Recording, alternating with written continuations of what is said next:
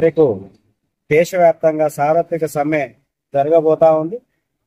దాన్ని జయప్రదం చేయడం కోసం ఈరోజు నర్సంపేట పట్టణంలో బైక్ ర్యాలీ నిర్వహించడం జరిగింది. ఆల్ ట్రేడ్ యూనియన్స్ ఆధ్వర్యంలో ప్రధానంగా బీజేపీ ఈ 11 సంవత్సరాలు అవుతా ఉంది అధికారానికి వచ్చి. మొదటి నుండి బీజేపీ అధికారానికి వచ్చిన నాటి నుండి నేటి వరకు కార్మిక వ్యతిరేక విధానం అవలంబించడం తప్ప ఈరోజు కార్మిక వర్గానికి ఏం ఒరిగిందేం లేదు. ఎందుకంటే కార్మిక వర్గం స్వాతంత్ర పోరాట కాలంలోనే కొన్ని చట్టాలు పోరాటం చేసి సాధించిన చట్టాలు ఉన్నాయి. అది యూనియన్ పెట్టుకునే హక్కు కానీ, వేతనాలు పెంచే హక్కు కానీ, పని భద్రత కానీ, ఇట్లాంటి అనేక రకాల చట్టాలన్నీ కూడా 29 చట్టాలు ఉంటే ఆ చట్టాలన్నింటినీ రద్దు చేసి ఈరోజు బీజేపీ గవర్నమెంట్ 4 కోట్లుగా తీసుకొచ్చి ఈ చట్టాలను రద్దు చేసే ప్రక్రియను ప్రారంభించింది.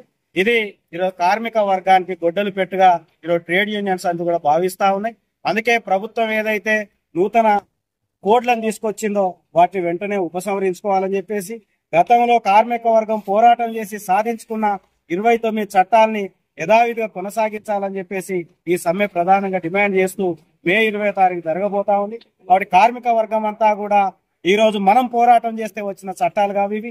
అనేక మంది కార్మిక వర్గం గతంలోనే 18వ శతాబ్దంలో 19వ శతాబ్దంలో అనేక మంది కార్మిక వర్గం పోరాటం చేస్తే వచ్చిన చట్టాలు. ఆ చట్టాలను కాపాడుకోవాల్సిన బాధ్యత ప్రస్తుతం ఉన్న కార్మిక వర్గం మీద ఉంది, ప్రజల మీద ఉంది. కాబట్టి 20వ తారీఖు నాడు జరిగే గ్రామీణ బంద్, అట్లే కార్మిక వర్గం దేశవ్యాప్తంగా సార్వత్రిక సమ్మెను జయప్రదం చేయాలని చెప్పేసి ఈ సందర్భంగా ప్రజల్ని, కార్మిక వర్గాన్ని కోరుతాం. నా పేరు సాగరు, CIT వరంగల్.